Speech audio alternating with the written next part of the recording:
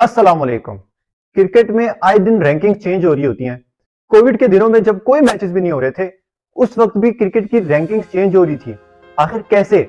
इसी वजह से आईसीसी के सिस्टम पे उन लोगों ने जिनको क्रिकेट के बारे में इतना कुछ पता नहीं था, उन्होंने इतराजात उठाए। तो क्या ये इतराजात सही थे?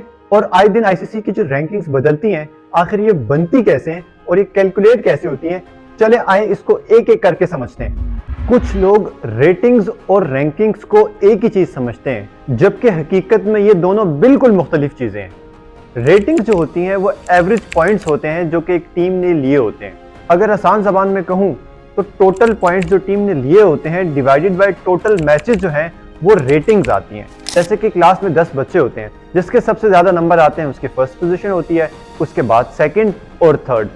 इसी तरीके से जिसकी सबसे ज्यादा रेटिंग्स होती हैं उसको फर्स्ट रैंकिंग दी जाती है, फिर सेकंड और फिर थर्ड।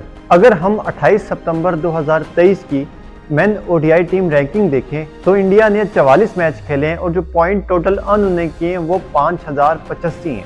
जबकि अगर 5085 को 44 से डिवाइड किया जाए तो 116 यानी रेटिंग्स आ जाती हैं। इसी तरीके से पाकिस्तान जो कि दूसरे नंबर पे है, उन्होंने 27 मैच खेले हैं टोटल और टोटल पॉइंट्स जो उन्होंने अर्न किए वो 3102 है।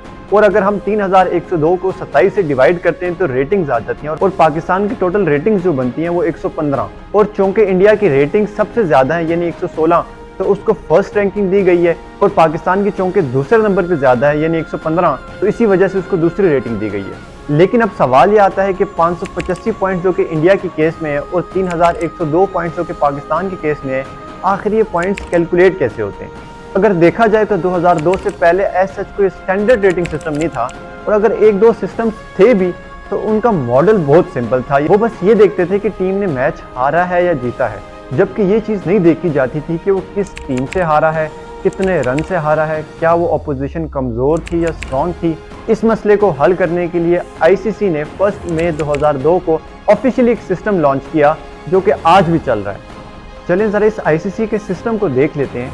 हर टीम के जो पॉइंट्स कैलकुलेट होते हैं वो 3 से 4 साल पुराने जो मैचेस होते हैं उस बेस पे होते हैं। जो आने वाला मई का महीना होता है उससे एग्जैक्टली 2 साल पीछे वाला जो मई का महीना है, वहां तक के मैचों की जो वेटेज दी जाती है वो 100% है, जबकि उससे पिछले 2 साल के जो मैचेस होते हैं उसको 50% वेटेज दी जाती है। आसानी के लिए इसको ज़रा एक मिसाल से समझ लेते हैं। सपोज करें आज मैं सितंबर 2023 में खड़ा हूँ और आने वाला जो मई है वो मई 2024 का है। अब मई 2024 तक जो आईसीसी की रैंकिंग कैलकुलेट होगी उसमें मई 2024 से लेकर जो मई 2022 तक मैचेस खेले जाएंगे उनको 100% वेटेज दी जाएगी, जबकि मई 2022 से लेकर मई 2020 तक जो मैचेस खेले गए थे उनको जो वेटेज दी जाएगी वो सिर्फ 50% होगी। अब जो ही ये मई 2024 का महीना खत्म होगा और अप्रैल 2024 का महीना स्टार्ट हो जाएगा, तो मई 2020 से लेकर जो मई 2021 तक के जो मैचेस हैं उनकी वेटेज 0 हो जाएगी, जबकि उससे आगे जो है वो वेटेज कैलकुलेट होना स्टार्ट हो जाएगी। और मई 2021 से जो आगे के मैचेस हैं उनको वेटेज दी जाएगी। T20 और वनडे के जो सिस्टम है पॉइंट्स कैलकुलेशन का वो सेम है, जबकि जो टेस्ट मैचेस हैं उनका पॉइंट कैलकुलेशन का जो सिस्टम है वो वनडे और T20 से मुख्तलिफ है। चले हम T20 और वनडे का जो पॉइंट्स कैलकुलेशन सिस्टम है वो पहले देख लेते हैं।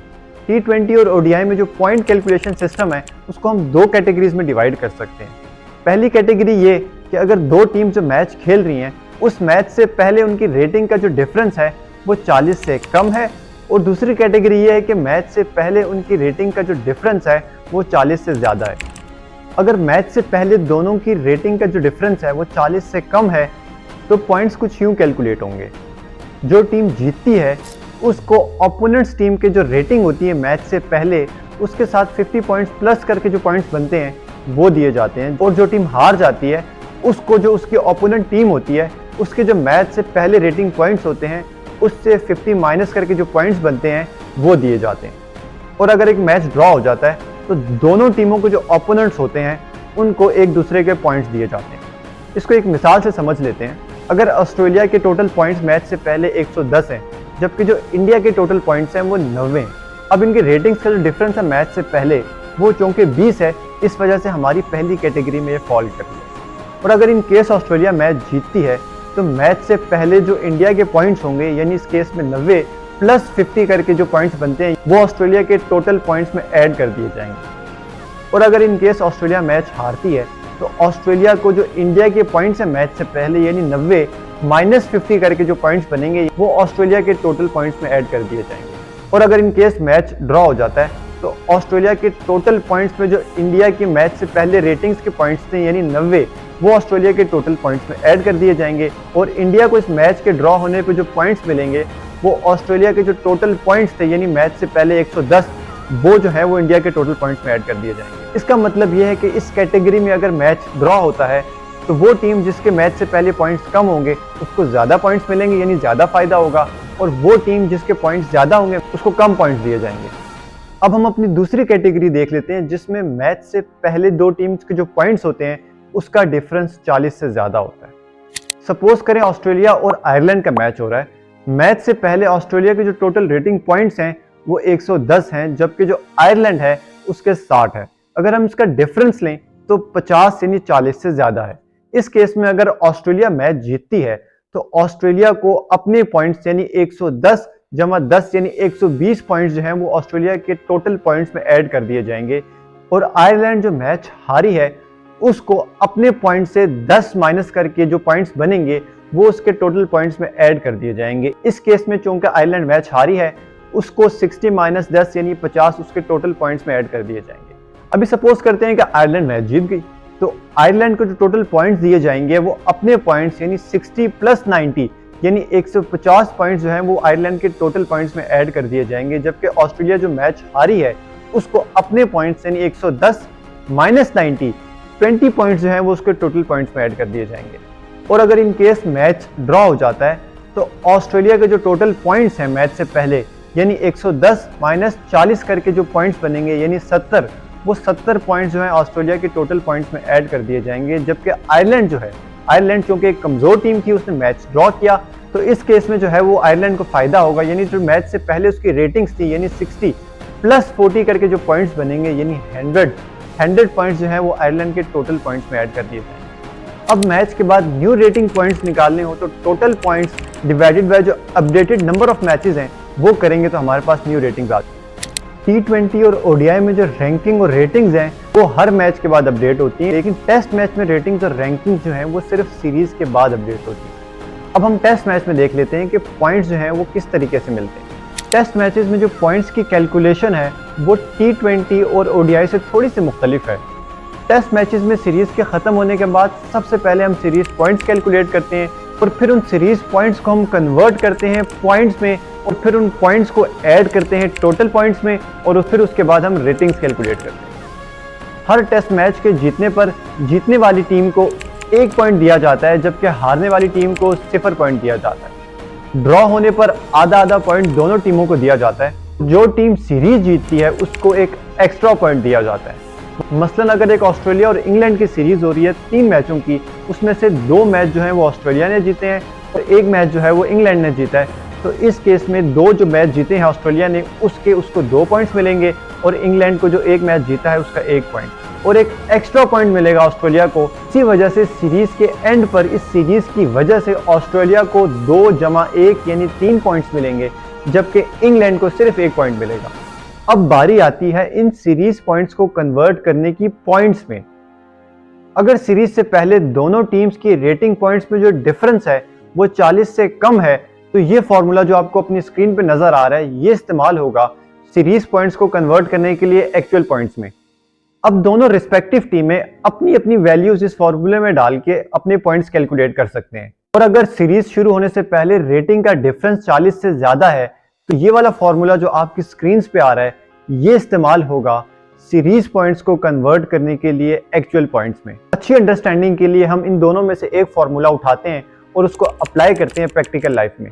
सपोज करें ऑस्ट्रेलिया और इंग्लैंड की एक 3 मैचों की टेस्ट सीरीज है।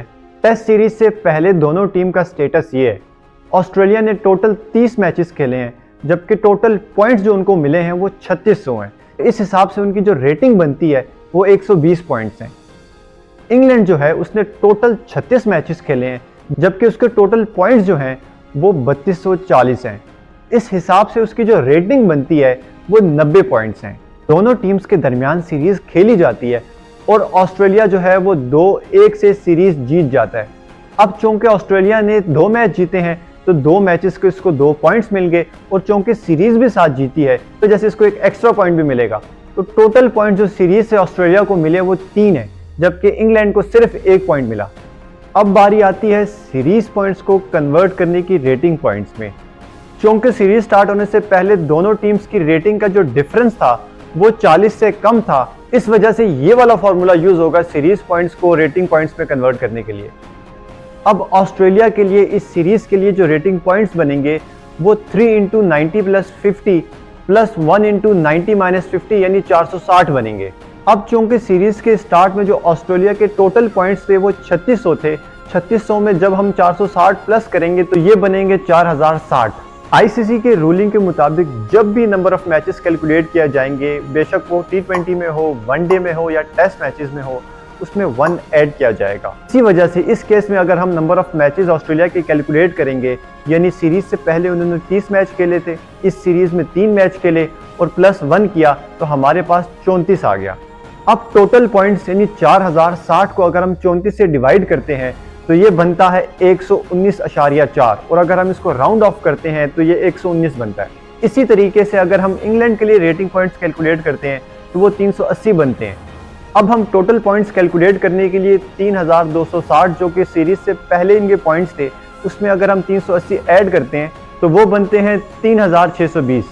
नंबर ऑफ मैचेस जो बनते हैं इंग्लैंड के वो 36 + 3 + 1 यानी 40 मैचेस बनते हैं। अब अगर हम इंग्लैंड की रेटिंग कैलकुलेट करते हैं तो 3620 को डिवाइड किया जाएगा 40 से, जो कि आपको 90.5 यानी 90.5 की वैल्यू देता है। अगर हम इसको राउंड ऑफ करते हैं तो ये 91 की रेटिंग आती है। ये तरीका है जिससे आईसीसी जो है वो रेटिंग्स कैलकुलेट करता है टेस्ट मैचेस में। ये बात हो गई टीम की रैंकिंग और रेटिंग्स की। अब आते हैं प्लेयर्स की रैंकिंग की तरफ। जिस तरह आईसीसी ने एक मेथड बनाया हुआ है कैलकुलेशन का टीम्स के लिए, इसी तरीके से बैटर्स, बॉलर्स और जो ऑलराउंडर हैं उसके लिए भी आईसीसी ने एक प्री डिटरमिन्ड क्राइटेरिया रखा हुआ है और एक फॉर्मूला बनाया हुआ है जिसके तहत ये कैलकुलेट होती है। तो याद रहे, फील्डिंग के लिए आईसीसी ने ऐसा कोई कैटेगरी और रैंकिंग नहीं बनाई हुई। बैटर्स, बॉलर्स और ऑलराउंडर जो होते हैं उनके लिए जो मैक्सिमम पॉइंट होते हैं वो 1000 होते हैं, यानी 1000 में से उनको रेटिंग दी जाती है। ये जो प्री डिटरमिन्ड फॉर्मूला है आईसीसी की तरफ से, आईसीसी ने इसको पब्लिक नहीं किया हुआ, लेकिन कुछ चीजें बताई हुई हैं। आईसीसी कहता है कि बैट्समैन के लिए सिर्फ ये मैटर नहीं करता कि वो रन्स कर रहा है। अगर एक बैट्समैन को अच्छी रैंकिंग में आना है तो सिर्फ रन्स करना काफी नहीं है, बल्कि ये भी देखा जाता है कि उसने किस टीम के अगेंस्ट रन्स किए हैं, किस सिचुएशन में किए, क्या वो टीम मैच जीती या हारी, और स्ट्राइक रेट और एवरेज क्या था उस बैट्समैन का। इसी तरीके से बॉलर्स का भी देखा जाता है कि बॉलर्स ने जो है वो किसकी विकेट ली, क्या एवरेज थी, मैच की क्या सिचुएशन थी जिस टाइम विकेट ली। और अगर एक बॉलर जो है वो कोहली की विकेट लेता है और एक बॉलर जो है वो बुमराह की विकेट लेता है, दोनों विकेट तो सेम है, लेकिन आईसीसी इनको सेम वेटेज नहीं देती। बीइंग अ बैट्समैन, कोहली को आउट करने के ज्यादा पॉइंट्स हैं, जबकि बुमराह जो कि एक बॉलर हैं उनको आउट करने के कम पॉइंट्स हैं। ये नहीं होता कि जिस दिन से बंदे ने अपना पहला इंटरनेशनल मैच खेला वो रैंकिंग्स में आ जाए।